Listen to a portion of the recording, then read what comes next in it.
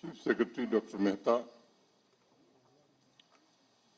Dr. Milind Kamaleji, Dr. Sarad Sarraf, Professor Y.K. Gupta ji, Professor B.B. Sahai, Professor Manoj Singh Gaur, Professor Sakti Gupta,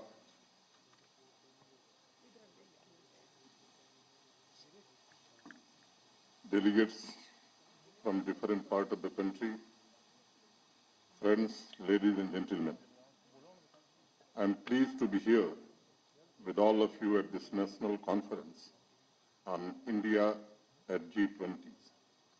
Priorities, prospects, and way forward for creating inclusive and sustainable society, which is inspired by India's G20 goals and the theme, One Earth, One Family, One Future. My hearty greetings to all the participants, a warm welcome to all our esteemed delegates from across the country joining us here today. I hope this conference will provide a unique opportunity for interaction among domain experts, policy makers, and the students to provide fresh insights and to strengthen our resolve.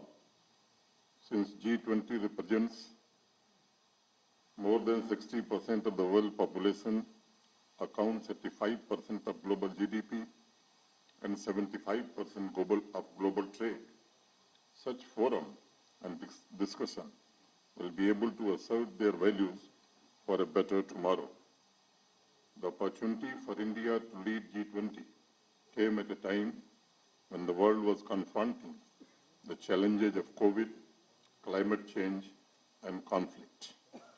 The determination to deal with these three major challenges and to lead the world to a better future is reflected in Honorable Prime Minister Sri Narendra Modi's statement in Bali last November, where he made it amply clear that India's G20 presidency will be inclusive, ambitious, decisive, and action-oriented.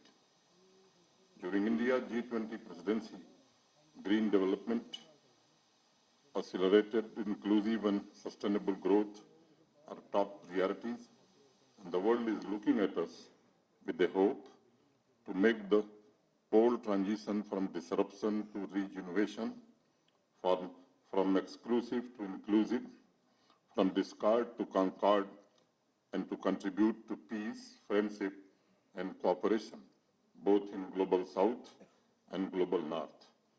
Honorable Prime Minister has also united the world leaders through his idea of peace and made it clear that today's era is not of war.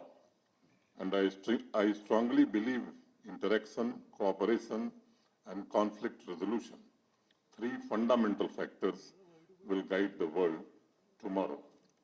Friends, a scarred and wounded world can't be inclusive and sustainability in the society.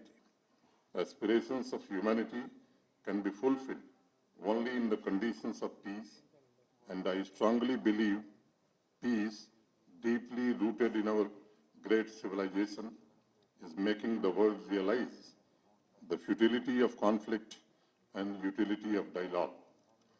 As an economic powerhouse and a major contributor to world peace, it is India's moment and the opportunity to forge global unity based on trust for achieving our priority goals. The world has witnessed India's aspirations for equitable development under the leadership of Honorable Prime Minister in the past 9 years. India has not only realized its economic strength, but also gave a new social model to the world for equitable development. During the difficult times of pandemic, we were not only able to vaccinate the entire population, but also helped other countries through initiative of Vaccine Maitri. More than 80 crore people received free food grains in the last 8 years. More than 7 crore tap water connections were provided to households. More than 3 crore urban and rural houses were provided to poorest of the poor. More than 11 crore toilets were built and more than 35 crore small entrepreneurs received a new lifeline in form of credit as access. The world has realized that the principle of Antyodaya, which means no one is left behind, is the only way forward to the world prosperity. मित्रों, हमारी संस्कृति कहती है अंधकार, darkness, दरअसल दिए की गैर मौजूदगी ही है। जिस वक्त दिया जलता है, अंधकार मिटने लगता है। प्रकाश ही मानवता का मार्ग प्रशस्त करता है, नहीं तो वही होता है जैसा कभी कबीर दास ने कहा कि अंधा अंधा ठेलिया दोनों को पड़ंत। वैश्विक समाज की यात्रा में यह समय दिए जलाने का समय है। पुरानी पीढ़ी जानती है कि 31 साल पहले यानी 1992 में रियो पृथ्वी सम्मेलन के दौरान पहली बार सस्टेनेबल डेवलपमेंट की परिकल्पना की गई थी। पॉलिसी मेकिंग में लोग पहली बार इस शब्द से परिचित हुए थे। तब से लेकर आज तक सैकड़ों मीटिंग्स के जरिए सस्टेनेबल डेवलपमेंट को विश्व की डेवलपमेंट पॉलिसीज में शामिल कराने के प्रयास हो रहे हैं। वर्तमान और भावी पीढ़ियों की आवश्यकताओं की उचित रूप से पूर्ति के लिए तमाम संधियों पर हस्ताक्षर किए गए, योजनाएं बनी हैं ताकि क्लाइमेट चेंज के खतरे से प्रभावी तरीके से निपटा जा सके। अभी 15 अप्रैल को आदरणीय प्रधानमंत्री जी ने इस मुद्दे पर पूरे विश्व को एक नया विजन देते हुए कहा था, क्लाइमेट चेंज की चुनौतियों का मुकाबला मात्र कॉन्फ्रेंस टेबल में नहीं किया जा सकता, बल्कि विश्व के सभी घरों के डिनर टेबल से इसका मुकाबला करना होगा। ये अपने आप में एक व्यापक विजन है, बड़ा स्टेटमेंट और सभी देशों के नागरिकों के सहयोग एवं समुचित जिम्मेदारी पर बल देता है। अभी इसी वर्ष फरवरी में सेंट्रल यूनिवर्सिटी के कार्यक्रम में मैंने कहा था कि 1923 में शुरुआत के बाद से टाइम मैगजीन ने 65 साल तक एक भी कवर स्टोरी एनवायरनमेंट के ऊपर नहीं की थी। एनवायरनमेंट के विषय पर टाइम मैगजीन की पहली कवर स्टोरी 1989 में छपी।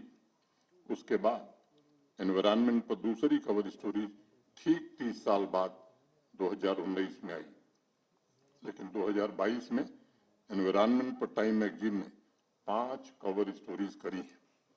अभी कुछ दिन पहले 2023 में कवर स्टोरी आई थी जिसमें इस बात की चर्चा की गई है कि पृथ्वी के क्लाइमेट फ्यूचर के लिए भारतवर्ष विश्व का सबसे महत्वपूर्ण देश है। और आज इस मंच से मैं कहना चाहता हूं, चाहे क्लाइमेट चेंज की चुनौतियों से निपटने के लिए मिटिगेशन हो, अनुकूलन हो, या फिर सस्टेनेबल डेवलपमेंट की नीतियों में सहयोगी और न्यायपूर्ण नीतियों की बात हो, भारतवर्ष की सबसे महत्वपूर्ण एवं रचनात्मक भूमिका रहने वाली है। आने वाले भविष्य में सस्टेनेबल डेवलपमेंट के लिए फूड सिक्योरिटी तथा एनर्जी सिक्योरिटी में भी भारतवर्ष पूरी दुनिया का मार्गदर्शन करेगा और प्राकृतिक संसाधनों के प्रति सदियों पुरानी हमारी सामाजिक चेतना वैश्विक जनजागृति का भी कार्य करेगी। वर्तमान में आप सब जानते हैं, भारत की जनसंख्या विश्व की कुल आबादी का लगभग 17.8% है। इतनी बड़ी आबादी होने के बावजूद ऊर्जा की आवश्यकताओं के लिए हमने कमिटमेंट दिया है, 2030 तक कुल आवश्यकता का आधा गैर पारंपरिक ऊर्जा स्रोतों से हम पूरा करेंगे। इसके पीछे माननीय प्रधानमंत्री जी के नेतृत्व में देश का आत्मविश्वास बोल रहा है। अंत्योदय विकास मॉडल, आम आदमी की तरक्की, गरीबी उन्मूलन का प्रयास क्लाइमेट चेंज की चुनौतियों में से लड़ने में सबसे कारगर हथियार साबित होगा। इसका एक बड़ा उदाहरण विश्व ने प्रधानमंत्री उज्ज्वला योजना में भी देखा है। 2016 से 2022 के बीच लगभग 9.5 करोड़ घरों में गैस कनेक्शन प्रदान करके न सिर्फ महिला सशक्तिकरण का नया उदाहरण दुनिया के सामने प्रस्तुत किया गया, बल्कि व्यक्तिगत स्वास्थ्य एवं पर्यावरण संरक्षण में भी भारत ने विकास का एक नया मॉडल प्रस्तुत किया और ग्लोबल साउथ के अनेक देशों के लिए खुशहाल समाज के निर्माण का रोड मैप भी भारत ने प्रस्तुत किया है। ये कोई छोटी मोटी संख्या नहीं है। अगर आप गौर करें तो 9.5 करोड़ गैस कनेक्शन का मतलब है जर्मनी और बेल्जियम की मिलीजुली आबादी, यानी उनके प्रत्येक व्यक्ति को एक गैस कनेक्शन प्रदान कर दिया गया। दूसरा इसका सबसे बड़ा असर हुआ कि पर्यावरण के बारे में चेतना समाज के ऊपरी से लेकर निचले स्तर तक पहुंची और स्लोगन की बजाय प्रकृति का संरक्षण हमारी आदत का हिस्सा बनने लगा। मुझे यकीन है G20 प्रेसिडेंसी एक ऐसा अवसर है जब सामाजिक सशक्तिकरण से आर्थिक सशक्तिकरण तथा अस्तित्व के प्रति संवेदनशीलता एवं सहज जीवन शैली जैसे अनुभवों को भारतवर्ष अन्य देशों के साथ साझा करेगा तथा न्याय और समानता पर आधारित विश्व व्यवस्था की स्थापना में भारत सबसे ज्यादा योगदान करेगा। मित्रों, सस्टेनेबल सोसाइटी के लिए विश्व को एक अन्य कारक पर भी ध्यान देना होगा और वह है डिजिटल ट्रांसफॉर्मेशन। मुझे बताया गया है कि इस कॉन्फ्रेंस में उस पहलू पर भी चर्चा होने वाली है और ये ऐसा मुद्दा है कि ग्लोबल नॉर्थ यानी विकसित देशों से लेकर ग्लोबल साउथ यानी विकासशील देशों में इस बात पर बड़ी चिंता व्यक्त की जा रही है कि जो डिजिटल सोसाइटी विकसित हो रही है, जो ट्रांसफॉर्मेशन हो रहा है, क्या वो इंक्लूसिव है, समावेशी है, सर्वस्पर्शी है? क्या हम भविष्य उन्मुख इंफ्रास्ट्रक्चर निर्मित कर पाए हैं और क्या हम बिजनेस सेक्टर में संस्थागत प्रबंध और व्यवस्थाएं विकसित कर पाए हैं जो अन्य देशों के साथ परस्पर लाभकारी आर्थिक सहयोग बढ़ाने में मदद कर सकें? ऐसे तमाम सवाल हैं जो राष्ट्रीय तथा अंतर्राष्ट्रीय स्तर पर भी समानता, परस्पर लाभ एवं शांतिपूर्ण सह अस्तित्व के परिप्रेक्ष्य में लोगों के दिमाग में चल रहे हैं।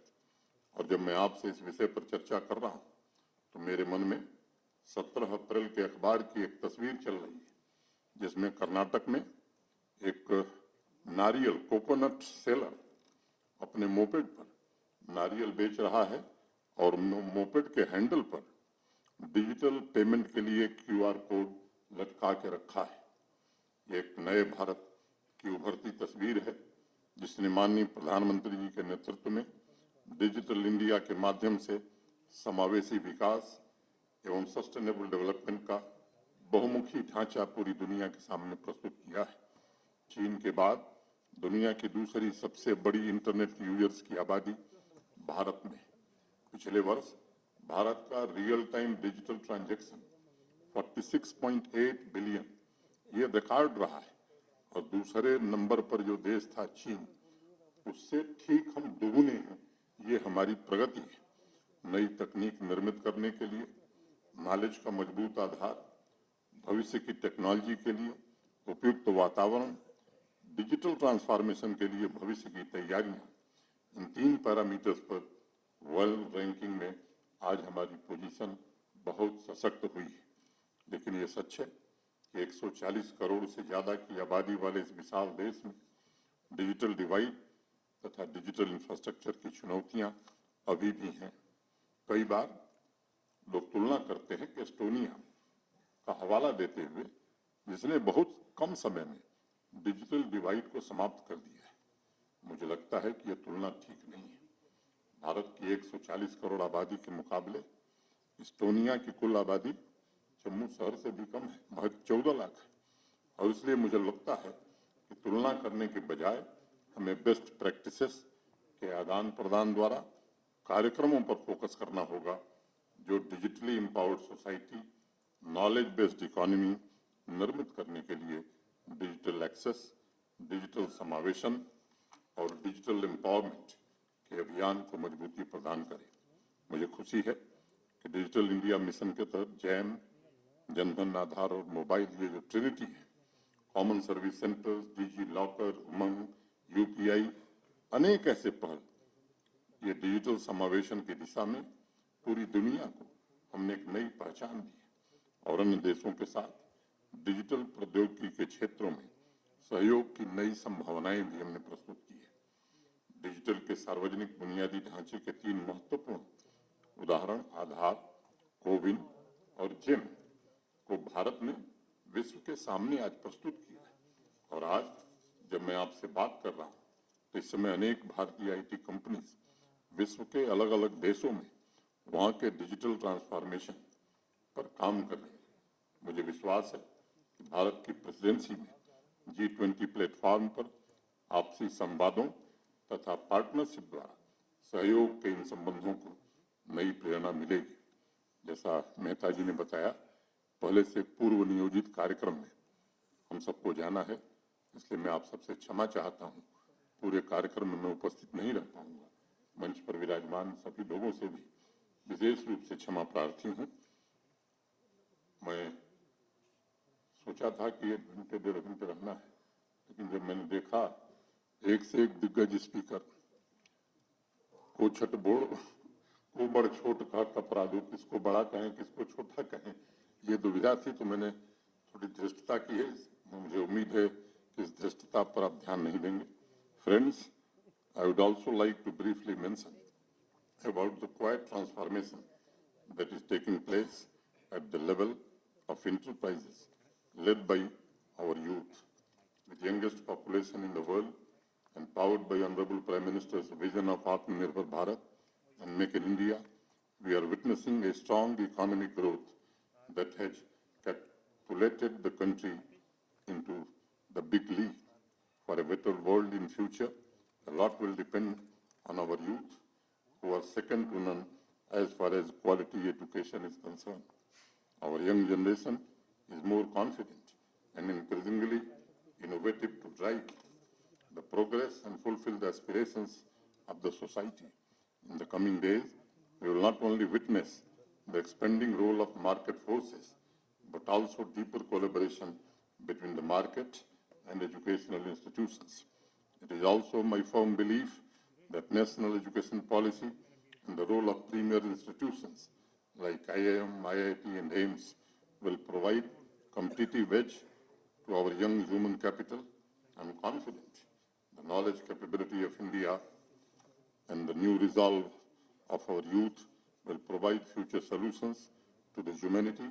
I wish the conference a grand success, and let us commit ourselves to realize the goals of sustainable development. Thank you. Jai Hind.